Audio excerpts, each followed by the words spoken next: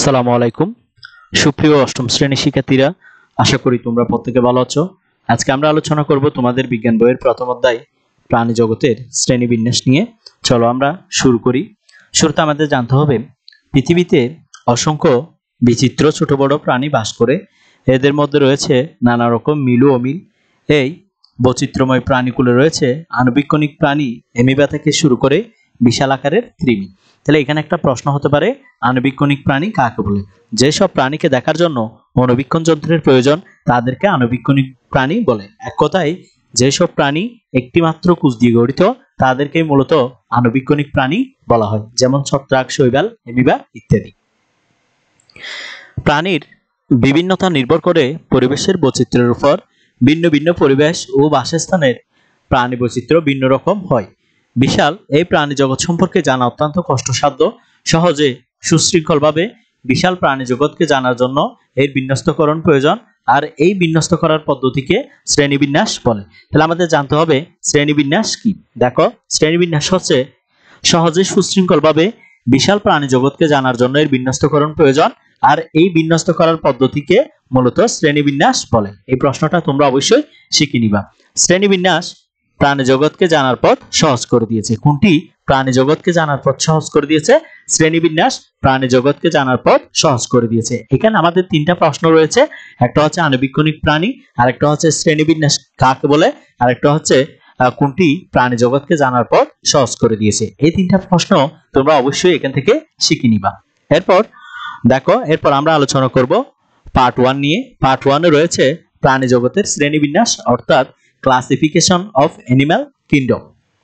তোমরা তোমাদের চারপাশে ছোট বড় নানা বৈচিত্র্যপূর্ণ প্রাণী দেখতে পাও। তোমাদের ষষ্ঠ শ্রেণীতে অর্জিত জ্ঞানের ভিত্তিতে প্রাণী জগৎ সম্পর্কে নিচের প্রশ্নগুলোর উত্তর দেওয়ার চেষ্টা করো। তোমার দেখা প্রাণীগুলো কি দেখতে একই রকম? না, আমার দেখা প্রাণীগুলো দেখতে একই রকম না। এদের সবগুলোর কি মেরুদণ্ড আছে? না স্যার, এদের কারো মেরুদণ্ড আছে, আবার কারো মেরুদণ্ড নেই। আবার এরা সবাই কি একই পরিবেশে বাস করে? না, এরা সবাই একই পরিবেশে বাস করে না। এদের মধ্যে কেউ ডাঙ্গায়, কেউ জলে, কেউ গাছে বাস করে। এরা সবাই কি একই রকম খাবার খায়? না, এরা সবাই একই রকম খাবার খায় না। এরা সবাই কি একইভাবে চলাফেরা করে? না, এরা সবাই একইভাবে চলাফেরা করে না। আবার এদের মধ্যে অনেকের কি নেই? চলন শক্তিও নেই। এবার তুমি নিচের উত্তরগুলোর সাথে তোমার চিন্তাকে মিলিয়ে নাও। এই যে আমরা প্রশ্নগুলোর উত্তর দিলাম চিন্তা করে, সেই চিন্তাটা আবার এখানে বইয়ের মধ্যে যে উত্তর দেওয়া আছে সেই উত্তরের সাথে মিলিয়ে নিই। আমাদের চারপাশে যে প্রাণীগুলোকে দেখি তার সবগুলো দেখতে একই রকম হয় না। এদের দেহের আকৃতি, গঠন ও অন্যান্য জৈবিক কাজকর্মের মধ্যে কি রয়েছে? পার্থক্য রয়েছে। এদের কোনোটির মেরুদণ্ড আছে, আবার কোনোটির মেরুদণ্ড নেই। এদের কোনোটি মাটিতে, কোনোটি পানিতে, কোনোটি গাছে কি করে? বসবাস করে। এদের খাদ্য গ্রহণও বিভিন্ন প্রকারের হয়। এরা বিভিন্ন অঙ্গ, যেমন সিলিয়া, পা, উপাঙ্গ, এগুলো মনে রাখবা। সিলিয়া, পা, উপাঙ্গ এগুলো হচ্ছে চলাফেরা করার অঙ্গের নাম। তাহলে সিলিয়া কি? সিলিয়া হচ্ছে চলাফেরা করা অঙ্গের নাম। পা কি? উপাঙ্গ কি? এরকম প্রশ্ন আসতে পারে। আবার কোনোটির কি নেই? চলন শক্তিও নেই, অর্থাৎ আবার কোনোটি চলাফেরাও করতে পারে না। পৃথিবীতে এরকম বৈচিত্র্যপূর্ণ প্রাণীর সংখ্যা আমাদের সঠিক জানা নেই। আজ পর্যন্ত প্রায় 15 লক্ষ প্রজাতি আবিষ্কৃত হয়েছে। আজ পর্যন্ত কত লক্ষ প্রজাতি আবিষ্কৃত হয়েছে? আজ পর্যন্ত প্রায় 15 লক্ষ প্রজাতি বা প্রাণী কি হয়েছে? আবিষ্কৃত হয়েছে, এবং প্রতিনিয়ত এদের সংখ্যা বেড়েই চলেছে। বিপুল সংখ্যক প্রাণীর গঠন ও প্রকৃতি সম্বন্ধে জ্ঞান অর্জনের সহজ উপায় হলো শ্রেণীবিন্যাস। তো তোমার থেকে যদি কেউ জিজ্ঞেস করে শ্রেণীবিন্যাস কি, তাহলে তুমি বলবা বিপুল সংখ্যক প্রাণীর গঠন ও প্রকৃতি সম্বন্ধে জ্ঞান অর্জনের সহজ উপায়টা হচ্ছে শ্রেণীবিন্যাস। আবার যদি কেউ জিজ্ঞেস করে শ্রেণীবিন্যাস কাকে বলে, তাহলে তুমি বলবা সহজে সুশৃঙ্খলভাবে বিশাল প্রাণী জগৎকে জানার জন্য এর বিন্যস্তকরণ প্রয়োজন, আর এই বিন্যস্ত করার পদ্ধতিকে মূলত শ্রেণীবিন্যাস বলে। অথবা তুমি বলতে পারো প্রাণী জগৎকে অথবা জীব জগৎকে ধাপে ধাপে বিন্যস্ত করার পদ্ধতিকে শ্রেণীবিন্যাস বলে। প্রাণীদেহের বিদ্যমান বিভিন্ন বৈশিষ্ট্য ও বিভিন্ন প্রাণীর মধ্যে মিল, অমিল ও সম্পর্কের উপর ভিত্তি করে শ্রেণীবিন্যাস করা হয়। তাহলে শ্রেণীবিন্যাস কিসের উপর ভিত্তি করে শ্রেণীবিন্যাস করা হয়? এক নাম্বার হচ্ছে প্রাণীর মিল, প্রাণীর দেহের মধ্যে মিল, অমিল। এরপর 2 নম্বরে আমরা বলতে পারি, 3 নম্বরে বলতে পারি সম্পর্ক। তাহলে তুমি মনে রাখবা শ্রেণীবিন্যাসটা করা হয় মূলত বিভিন্ন প্রাণীর মধ্যে মিল, অমিল ও সম্পর্কের উপর ভিত্তি করে। এই তিনটা জিনিসের উপর ভিত্তি করে মূলত শ্রেণীবিন্যাসটা করা হয়। এদের বৈশিষ্ট্য অনুযায়ী বিভিন্ন স্তর বা ধাপে সাজানো হয়। জীবজগৎকে ধাপে ধাপে বিন্যস্ত করার পদ্ধতিকে শ্রেণীবিন্যাস বলে। তুমি চাইলে জীবজগৎকে ধাপে ধাপে বিন্যস্ত করার পদ্ধতিকে শ্রেণীবিন্যাস বলে এই সংজ্ঞাটা দিতে পারো, অথবা সহজেই সুশৃঙ্খলভাবে বিশাল প্রাণী জগৎকে জানার জন্য এর বিন্যস্তকরণ প্রয়োজন, আর বিন্যস্ত করার পদ্ধতিকে মূলত শ্রেণীবিন্যাস বলে। এরপর দেখো, প্রয়োজনের তাগিদে বর্তমানে জীববিজ্ঞানে একটি স্বতন্ত্র শাখা গড়ে উঠেছে। স্বতন্ত্র শাখা বলতে নিজস্ব শাখা, এর নাম হচ্ছে শ্রেণীবিন্যাস বিদ্যা বা ট্যাক্সোনমি। এখন আমাদের জানতে হবে শ্রেণীবিন্যাস বিদ্যা বা ট্যাক্সোনমি কি। দেখো, শ্রেণীবিন্যাস বিদ্যা বিজ্ঞানের একটি শাখা যা জীবজগতের বিভিন্ন সদস্যদের যথাক্রমে শনাক্তকরণ ও নামকরণ করে বিভিন্ন দল, উপদল বা স্তরে পর্যায়ক্রমে সাজিয়ে শ্রেণীবিন্যাস করে। নামকরণের ক্ষেত্রে সাধারণত দ্বিপদ নামকরণ নীতি অনুসরণ বা অনুসৃত হয়। তাহলে তুমি মনে রাখবা, কেউ যদি জিজ্ঞেস করে শ্রেণীবিন্যাস বিদ্যা বা ট্যাক্সোনমি কি, তাহলে বলবা শ্রেণীবিন্যাস বিদ্যা বিজ্ঞানের একটি শাখা যা জীবজগতের বিভিন্ন সদস্যদের যথাক্রমে শনাক্তকরণ ও নামকরণ করে বিভিন্ন দল, উপদল বা স্তরে পর্যায়ক্রমে সাজিয়ে শ্রেণীবিন্যাস করে। নামকরণের ক্ষেত্রে সাধারণত দ্বিপদ নামকরণ নীতি অনুসরণ করা হয়। এরপর দেখো, প্রজাতি হলো শ্রেণীবিন্যাসের সবচেয়ে নিচের ধাপ বা একক। এখান থেকে একটা প্রশ্ন হতে পারে, প্রজাতি কি? প্রশ্ন হতে পারে প্রজাতি কি, তাহলে তুমি মনে রাখবা প্রজাতি হলো শ্রেণীবিন্যাসের সবচেয়ে নিচের ধাপ বা একক। প্রজাতি হলো শ্রেণীবিন্যাসের সবচেয়ে নিচের ধাপ বা একক। যেমন মানুষ, কোনো ব্যাঙ, কবুতর ইত্যাদি এক একটি প্রজাতি। কোনো প্রাণীর শ্রেণীবিন্যাস করতে হলে সেই প্রাণীকে বৈশিষ্ট্য অনুযায়ী প্রথমে ধাপে ধাপে কি করতে হবে? সাজাতে হবে। এই সকল ধাপের প্রত্যেকটি যথাযথভাবে বিন্যস্ত করতে হয়। শ্রেণীবিন্যাসের ইতিহাসে এরিস্টটল, জন রে, কেরুলাস লিনিয়াসের নাম উল্লেখযোগ্য। প্রকৃতি বিজ্ঞানী কেরুলাস লিনিয়াসকে মূলত শ্রেণীবিন্যাসের জনক বলা হয়। তাহলে কেরুলাস লিনিয়াস হচ্ছেন একজন প্রকৃতি বিজ্ঞানী যাকে শ্রেণীবিন্যাসের জনক বলা হয়। তাহলে তোমার থেকে যদি কেউ জিজ্ঞেস করে শ্রেণীবিন্যাসের জনককে, তাহলে তুমি বলবা কেরুলাস লিনিয়াস। তিনি পেশায় কি ছিলেন? তিনি পেশায় একজন প্রকৃতি বিজ্ঞানী ছিলেন।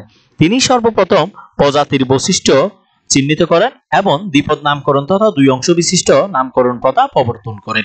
তাহলে তোমার থেকে যদি কেউ জিজ্ঞেস করে কেরুলাস লিনিয়াসকে শ্রেণীবিন্যাসের জনক বলা হয় কেন, তাহলে তুমি বলবা কেরুলাস লিনিয়াসকে শ্রেণীবিন্যাসের জনক বলা হয় কারণ তিনি সর্বপ্রথম প্রজাতির বৈশিষ্ট্য চিহ্নিত করেছিলেন বা দ্বিপদ নামকরণ তথা দুই অংশ বিশিষ্ট নামকরণ প্রথা প্রবর্তন করেছিলেন, বিদায় কেরুলাস লিনিয়াসকে শ্রেণীবিন্যাসের জনক বলা হয়। এই প্রশ্নটা কিন্তু বারবার পরীক্ষায় আসে, কেরুলাস লিনিয়াসকে শ্রেণীবিন্যাসের জনক বলা হয় কেন। একটি জীবের বৈজ্ঞানিক নাম দুই অংশ বা দুই পদ বিশিষ্ট হয়। এই নামকরণকে বা এই ধরনের নামকরণকে দ্বিপদ নামকরণ বা বৈজ্ঞানিক নামকরণ বলে। তো তোমার থেকে যদি কেউ জিজ্ঞেস করে দ্বিপদ নামকরণ বা বৈজ্ঞানিক নামকরণ বলতে কি বোঝাও, তাহলে তুমি বলবা একটি জীবের বা একটি প্রাণীর বৈজ্ঞানিক নাম দুই অংশ বা দুই পদ বিশিষ্ট হয়। এই নামকরণকে দ্বিপদ নামকরণ বা বৈজ্ঞানিক নামকরণ বলে। যেমন মানুষের বৈজ্ঞানিক নাম হোমো সেপিয়েন্স। এখানে দেখো, এখানে হোমো একটা অংশ, সেপিয়েন্স একটা অংশ। এখানে হোমো একটা অংশ, সেপিয়েন্স একটা অংশ, তার মানে এই বৈজ্ঞানিক নামটার দুইটা অংশ রয়েছে। বৈজ্ঞানিক নাম লেখার সময় আমাদের একটা জিনিস ভালো করে মাথায় রাখতে হবে। ধরো আমার নাম কি? আমার নাম হচ্ছে মনে করো ফাইসাল আহমেদ, FAISAL, ফাইসাল আহমেদ। আমার নাম হচ্ছে ফাইসাল আহমেদ। এখানে কয়টা অংশ দেখো? আমার নামের দুইটা অংশ। তাহলে আমার নামের দুইটা অংশের প্রত্যেকটা অংশের প্রথম অক্ষরটা আমি বড় হাতের অক্ষর দিয়ে লিখেছি। যেমন ফাইসালের একটা বড় হাতে লিখেছি, আহমেদের এটা আমি বড় হাতের অক্ষর দিয়ে লিখেছি। তার মানে আমার নামের দুইটা অংশ, এই দুইটা অংশের প্রথম অক্ষরটা কিন্তু বড় হাতের অক্ষর দিয়ে লিখেছি। কিন্তু বৈজ্ঞানিক নামের ক্ষেত্রে লক্ষ্য করো তুমি, এখানে দুইটা অংশ রয়েছে ঠিকই, কিন্তু এখানে প্রথম যে অংশটা রয়েছে এই প্রথম অংশের প্রথম অক্ষরটা বড় হাতের হয়, আর বাকি সবগুলো হবে ছোট হাতের অক্ষর দিয়ে। বাকি সবগুলো হবে ছোট হাতের অক্ষর দিয়ে। তাহলে তুমি এখান থেকে মনে রাখবা বৈজ্ঞানিক নামের প্রথম অংশের প্রথম অক্ষরটা বড় হাতের হয়, বাকি সবগুলো হবে ছোট হাতের অক্ষর দ্বারা। তাহলে মানুষের বৈজ্ঞানিক নাম কি? মানুষের বৈজ্ঞানিক নাম হচ্ছে হোমো সেপিয়েন্স। এখানে হোমো শব্দের অর্থ হচ্ছে গণ, হোমো শব্দের অর্থ গণ, আর সেপিয়েন্স শব্দের অর্থ হচ্ছে প্রজাতি। সেপিয়েন্স শব্দের অর্থ হচ্ছে প্রজাতি। তো তোমার থেকে যদি কেউ জিজ্ঞেস করে হোমো সেপিয়েন্স বলতে কি বোঝো, তাহলে তুমি বলবা মানুষের বৈজ্ঞানিক নাম হোমো সেপিয়েন্স। এখানে হোমো অর্থ গণ, সেপিয়েন্স অর্থ প্রজাতি, সুতরাং হোমো সেপিয়েন্স বলতে মূলত গণ ও প্রজাতিকে বোঝানো হয়। বৈজ্ঞানিক নাম অবশ্যই ল্যাটিন বা ইংরেজি ভাষায় লিখতে হয়। বৈজ্ঞানিক নাম এটা মনে রাখবা, ল্যাটিন ভাষায় অথবা ইংরেজি ভাষার লিখতে হবে। বৈজ্ঞানিক নাম ল্যাটিন বা ইংরেজি ভাষায় লিখতে হবে। এখন তুমি তোমার নিজের খাতায় নিচের ছকটি আঁকো এবং ছকটি পূরণ করো। এখানে আমাদেরকে একটা ছক দেওয়া আছে, এই ছকটা চলো আমরা সমাধান করি। প্রথমে রয়েছে প্রাণীর নাম। দেখো এখানে প্রথমে রয়েছে প্রাণীর নাম, এরপর রয়েছে বাসস্থান, এরপর রয়েছে গঠন, উপকারিতা, এরপর রয়েছে অপকারিতা। তাহলে প্রথমে প্রাণীর নামের মধ্যে রয়েছে, দেখো প্রাণীর নামের মধ্যে রয়েছে বানর। তাহলে প্রথমে বানরের বাসস্থানটা আমরা বলি। এদের প্রধানত দেখা যায় দক্ষিণ এশিয়া ও উত্তর আফ্রিকায়। বানরকে আমরা প্রধানত দক্ষিণ এশিয়া বা উত্তর আফ্রিকায় দেখি। বানরের অধিকাংশ প্রজাতি গাছে বাস করে। বানরের অধিকাংশ প্রজাতি কোথায় বাস করে? বানরের অধিকাংশ প্রজাতি গাছের মধ্যে বাস করে। এবার গঠনটা দেখো, বানরদের লম্বা হাত ও কি আছে, পা আছে, যার সাহায্যে এরা এক গাছ থেকে অন্য গাছে লাফ দেয়। যেসব বানরদের লম্বা লেজ আছে তারা তাদের লম্বা লেজ দিয়ে গাছে ঝুলে থাকতে পারে। বানরদের দেহ বা বানরের দেহ লোমে আবৃত থাকে। এটাই হচ্ছে বানরের গঠন। এরপর আমরা জানবো উপকারিতা। দেখো চিকিৎসা শাস্ত্রে বিভিন্ন মেডিসিন ও ভ্যাকসিনের গবেষণা পরীক্ষামূলকভাবে প্রথমে বানরের উপর করা হয়। এটা একটা উপকারিতা। বানর বিভিন্নভাবে মানুষকে বিনোদন দিয়ে থাকে। বানরের নাচ দেখিয়ে আমরা কি করে থাকি? টাকা উপার্জন করে থাকি, অর্থাৎ আমাদের জীবিকা নির্বাহ করে থাকি। অনেক মানুষ আছে বানরের নাচ দেখিয়ে কি করে থাকে? জীবিকা নির্বাহ করে থাকে। এটাও একটা উপকারিতা। এরপর অপকারিতার কথা যদি আমরা বলি, বানর মানুষের বিভিন্ন ফসলের কি করে? ক্ষতি করে।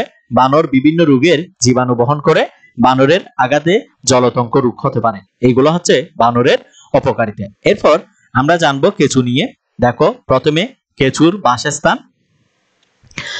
এরা স্যাঁতসেঁতে মাটিতে, পচা জৈব পদার্থযুক্ত মাটিতে, বাগানে এবং মাটির গর্তে বসবাস করে। কেঁচু স্যাঁতসেঁতে মাটিতে, পচা জৈব পদার্থযুক্ত মাটিতে, বাগান এবং মাটির গর্তে কি করে? বসবাস করে।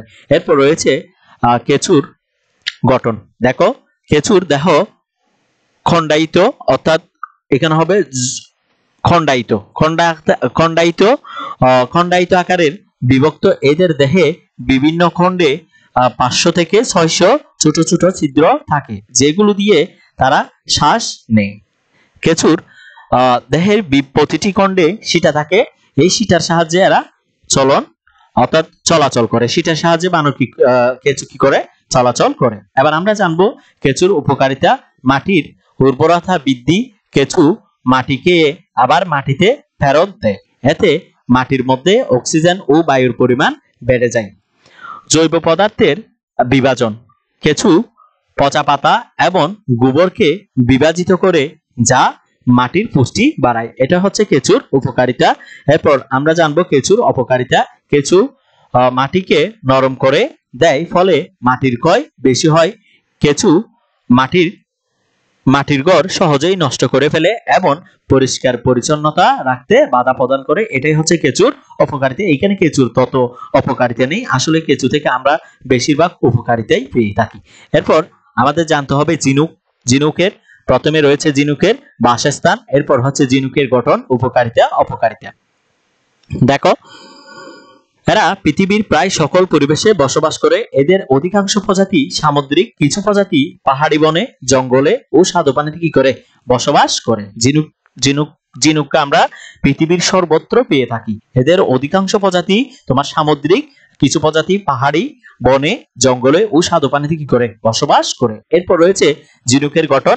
ঝিনুকের নরম দেহ শক্ত কুলস দ্বারা আবৃত এবং পেশিবহুল পা। এটা হবে পেশিবহুল পা দিয়ে তারা কি করে? চলাফেরা করে। ঝিনুক খাদ্য হিসেবে ব্যবহার করা হয়। উপকারিতার মধ্যে আমরা বলতে পারি ঝিনুককে আমরা খাদ্য হিসেবে ব্যবহার করি। ঝিনুক থেকে আমরা মুক্তা পাই, সেই মুক্তা ব্যবহার করে অনেক মানুষ জীবিকা নির্বাহ করে। ঝিনুকে ভিটামিন এ থাকে, যা প্রোটিন, যা রোগ প্রতিরোধে আমাদের কি করে? ক্ষমতা বৃদ্ধি করে। এরপর অপকারিতার মধ্যে আমরা যদি বলি, ঝিনুক বেশি খেলে আপনার কিডনির কি হতে পারে, ক্ষতি হতে পারে। অর্থাৎ ঝিনুক যদি তুমি বেশি খেয়ে ফেলো তাহলে তোমার কিডনির কি হতে পারে, ক্ষতি হতে পারে। ঝিনুক খাওয়ার সময় অবশ্যই ভালোভাবে পরিষ্কার ও সিদ্ধ করে খেতে হবে। এরপর রয়েছে পাখি। এবার আমরা পাখির বাসস্থান, পাখির গঠন, পাখির উপকারিতা অপকারিতা সম্পর্কে জানবো। প্রথমে পাখির বাসস্থান। পাখির প্রধান বাসস্থান হলো বন জঙ্গল, গাছালি। ঠিক আছে।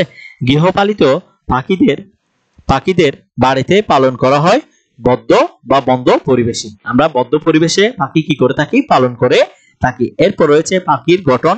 পালক, দন্তবিহীন চঞ্জু বা চক্ষু, শক্ত কুলক বিশিষ্ট ডিম, যার সাহায্যে এরা এদের বংশধর রেখে যায়।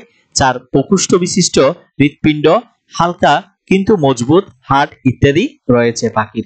সব পাখিরই ডানা আছে, একমাত্র ব্যতিক্রম যেমন নিউজিল্যান্ডের মোয়া পাখি। এই নিউজিল্যান্ডের মোয়া পাখির মধ্যে তোমার কি নেই, ডানা নেই।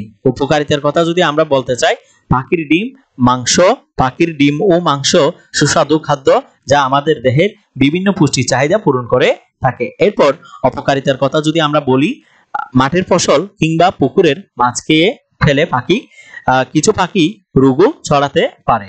এরপর আমাদের জানতে হবে মাছের বাসস্থান, মাছের গঠন, মাছের উপকারিতা ও অপকারিতা সম্পর্কে আমরা এবার জানবো। এরা সমুদ্রের লোনা এবং স্বাদু জলের খাল, বিল, হাওর, ভাউর, নদী, হ্রদ, পুকুর, ডোবায় বসবাস করে। পাহাড়ি ঝর্ণা থেকে শুরু করে মহাসাগরের গহীন অতল স্থানে, অর্থাৎ যেখানেই জল রয়েছে সেখানেই মাছের অস্তিত্ব পাওয়া যায়। অর্থাৎ তুমি মাছকে এইসব স্থানে দেখতে পাবে। এবার আমরা মাছের গঠনটা একটু জানবো। একটি মাছের দেহ মাথা, খান্ড এবং লেজে বিভক্ত, যদিও তিনটির মধ্যে বিভাজন সবসময় বাহ্যিকভাবে দৃশ্যমান হয় না। কঙ্কাল, তরুণাস্থি বা হাড় দিয়ে তৈরি। বেশিরভাগ প্রজাতির জোড়াযুক্ত পাখনা এবং চামড়া আইস দ্বারা আবৃত থাকে। মাছ সাধারণত পুলকা দিয়ে শ্বাস নেয়। মাছ কম চর্বিযুক্ত। এটা হচ্ছে মাছের উপকারিতা। মাছ কম চর্বিযুক্ত প্রোটিন যা ওমেগা 3 ও ফ্যাটি অ্যাসিডের একটি ভালো উৎস। 2 নম্বরে আমরা বলতে পারি হৃদরোগের প্রবণতা কমায়, অর্থাৎ স্ট্রোক বা হার্ট অ্যাটাকের প্রবণতা কমায় মাছ। অপকারিতার কথা যদি আমরা বলি, প্রচুর পরিমাণে মাছ খেলে ডায়রিয়া, অ্যালার্জি, রক্তপাত ও আলসার হতে পারে। 2 মাছ বেশি খেলে ক্রোনের স্নায়ুতন্ত্রের কাজ নষ্ট হতে পারে। এটাই হচ্ছে মাছের অপকারিতা। আমরা দেখলাম কিভাবে এই ছকটা পূরণ করতে হয়। তোমরাও নিজেরা বাসায় একটু প্র্যাকটিস করে এই ছকটা পূরণ করে নিবা। তোমরা যারা এই ক্লাসটি করেছো তাদেরকে অসংখ্য ধন্যবাদ। পরবর্তী পর্ব দেখার আমন্ত্রণ জানিয়ে আজকের ক্লাসটি এখানেই শেষ করলাম। তোমরা যারা আমাদের ক্লাসটি ইউটিউব থেকে দেখেছো বা দেখতেছো তারা অবশ্যই আমাদের ইউটিউব চ্যানেলটা সাবস্ক্রাইব করবা। আর যারা ফেসবুক পেজ থেকে দেখতেছো তারা অবশ্যই আমাদের ফেসবুক পেজটি ফলো করে রাখবা। আসসালামু আলাইকুম।